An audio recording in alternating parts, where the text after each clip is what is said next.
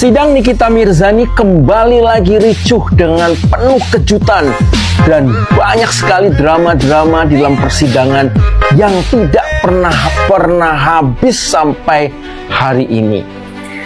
Protes kembali terjadi baik oleh keluarga Nikita Mirzani, oleh kuasa hukum dan juga para fans Nikita Mirzani tentunya. Kenapa dia protes? Karena Nikita Mirzani merasa bahwa saksi PPATK ini itu hanya menerima ringkasan dari penyelidik. Kemudian dia mengaku juga bahwa chat-chat yang diberikan itu sudah dipilih. Ini kan menjadi pertanyaan yang besar gitu loh. Ada apa?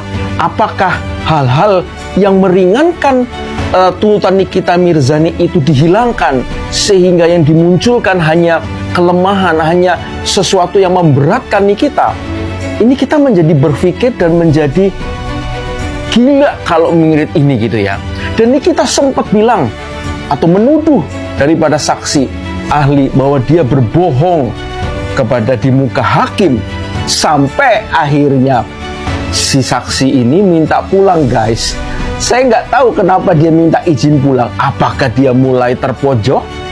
Apakah dia mulai bersalah bahwa statementnya dia itu sebenarnya memberatkan Nikita? Kita nggak pernah tahu ya apa alasannya. Ya, kita positif aja, mungkin ada masalah sesuatu yang urgent di dalam jadwalnya dia. Kita nggak tahu, ya kan? Nah, tetapi ada angin segar juga di dalam persidangan itu. Ternyata akhirnya sesuatu yang diminta Nikita itu dikabulkan, yaitu permintaan medis tentang masalah giginya dia. Kronnya dia pecah, guys, sehingga itu butuh perawatan khusus. Karena apa? Gigi ini bahaya. Kalau gigi ini ternyata infeksi karena adanya keretakan sehingga ada virus, ada bakteri masuk ke dalam gigi mengakibatkan sarafnya itu menjadi saraf infeksi, akhirnya dia bisa menyerang ke organ tubuh yang lain dan itu bahaya memang.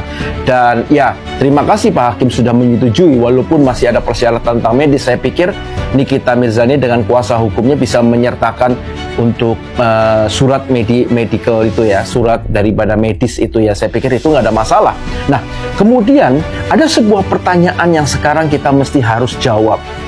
Ada sesuatu yang kita lihat di dalam persidangan itu, ada dua hal yang penting. Yang pertama, adanya fakta, dan kemudian adanya pertanyaan yang tidak pernah bisa terjawab. Fakta mengatakan bahwa adanya tindakan pencucian uang. Itu fakta menurut persidangan.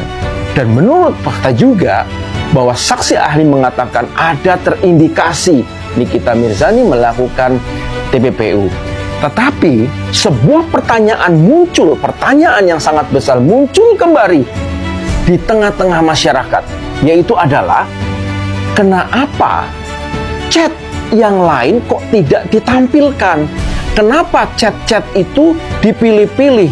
Kenapa chat yang meringankan Nikita tidak ditunjukkan atau tidak diputarkan? Ini adalah sebuah keadilan yang tidak adil buat Nikita. Saya pikir hukum itu akan berpihak kepada kebenaran. Dan saya percaya bahwa Nikita pasti akan mendapatkan keadilan. Itu yang saya percaya. Nah, pertanyaannya sekarang selanjutnya.